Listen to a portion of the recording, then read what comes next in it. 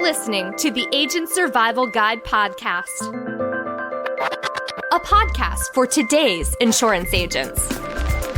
Informing, educating, empowering, improving the way you do business in an industry that's anything but static. In today's episode, review, organize, and plan for 2026 with a SWOT analysis. Discover what SWOT is and how it can help you create a plan for your insurance business.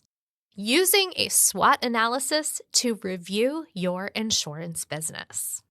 Now that enrollment season is over, let me be the one to welcome you to the season of reviewing, organizing, and planning. For the majority of insurance agents, this is what the first quarter of the year is all about. In the past, we've mentioned that there are quite a few things to think about after wrapping up enrollment season, and we will have the links to those resources in our notes. This episode covers the next part in the planning process, taking the information and insight you learned during the past year, organizing it, and reviewing it efficiently. One of the ways to accomplish that is through a SWOT analysis. SWOT stands for strengths, weaknesses, opportunities, and threats. And then in order to complete the analysis, you need an objective or something to analyze. For the sake of this example, we will be doing a high-level analysis of our insurance business. Next, you'll want to create a way to record your analysis. There are a couple ways of doing this, and I'll start with my favorite. Segmenting a page into 4 equal quadrants. They can be squares or rectangles, but you want them in a 2x2 grid. Then assign one step of the analysis to those quadrants as follows. Top left, strengths. Top right, weaknesses. Bottom left, opportunities. Bottom right, threats. With our insurance business in mind, we then go through and make lists of our strengths, weaknesses, opportunities, and threats, adding those notes in the appropriate quadrant. There's no real starting point for this process because as you go, you'll likely find that you need to add items to lists in other sections. The reason I suggest mapping them out in grid form is that I like having visual organization in addition to text. It helps me when I'm planning so I can see the details in addition to the bigger picture. But you don't have to do that. You could just as easily create 4 notebook pages, one for each of the SWOT words, and organize your thoughts that way. There's more than one way to format a SWOT analysis. We will have the link to a few helpful templates in our notes so you can find the one that works best for you. Let's talk a little more about what you should be thinking about as you consider the strengths, weaknesses, opportunities, and threats in relation to your insurance business. Number 1, strengths. What does your insurance business do well? What are your differentiators? What sets you apart from other insurance businesses? What resources go along with those strengths? Is it a certain plan presentation style that enables you to write DVH business alongside Medicare business? Maybe it's a downline agent who has a great retention rate with their clients. Strengths can also include strategies, processes, mindsets, even concepts like intellectual property. They can be proprietary technology, actual technology that you can hold, specific devices, even people.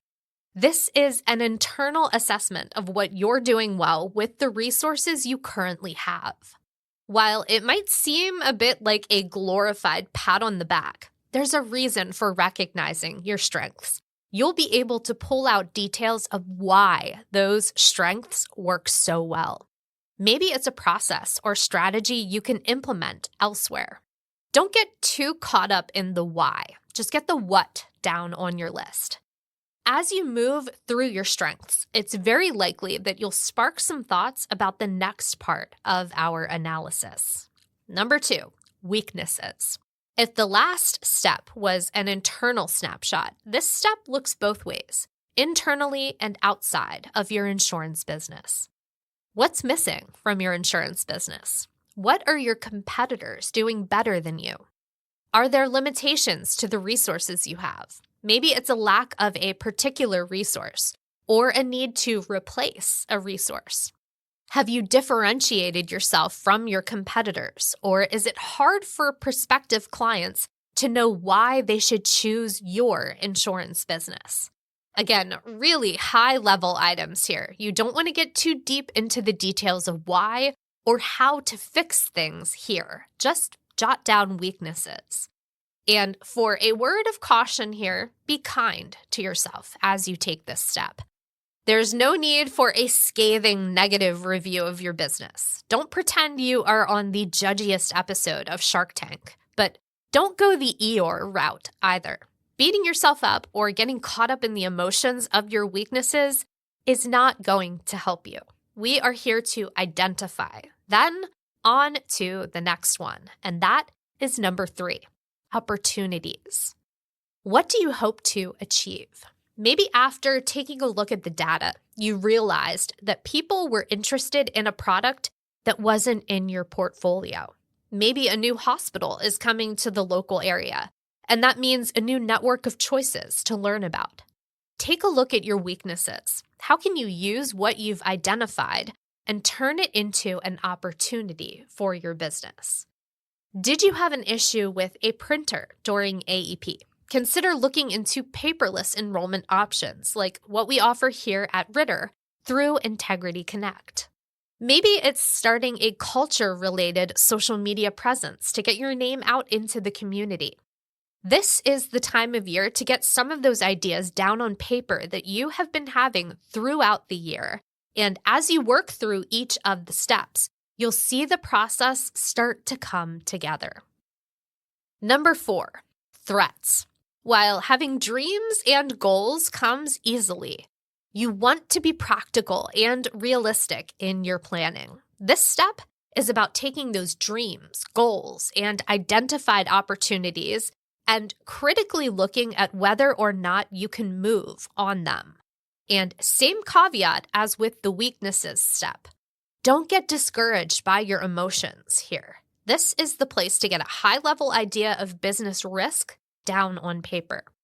You want to identify threats because you can't fight your enemy if you don't know who or what that enemy is.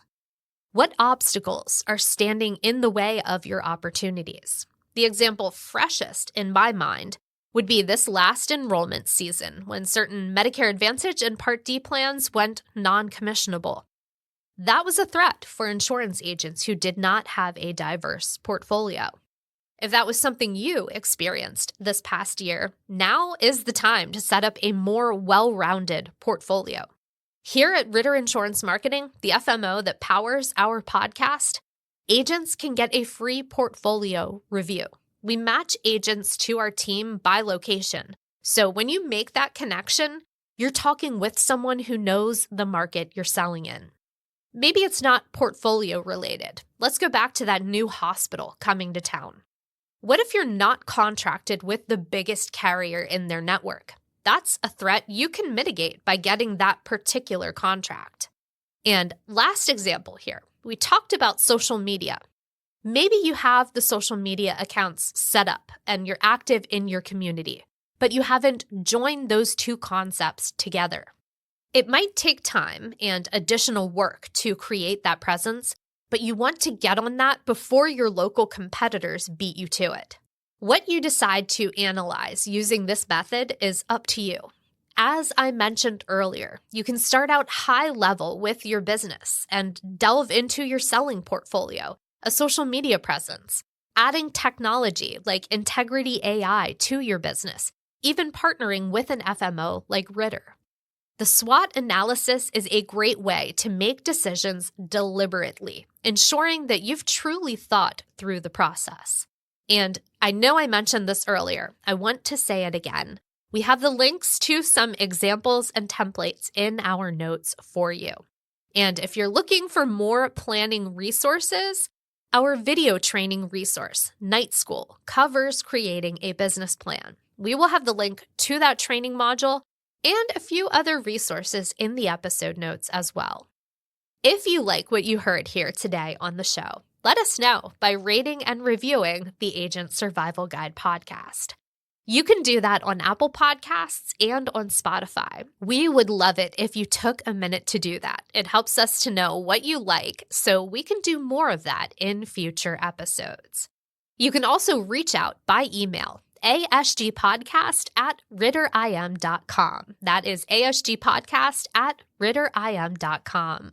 Thanks so much for listening. We will see you next episode. The Agent Survival Guide podcast is a production of Ritter Insurance Marketing, an integrity company. This episode was written and recorded by me, Sarah Ruppel. Script proofing by Emily Markovic. Podcast design by Urban Rivera. Like what you hear? Follow along with our show wherever you get your podcasts. Rate and review our show on Apple or Spotify.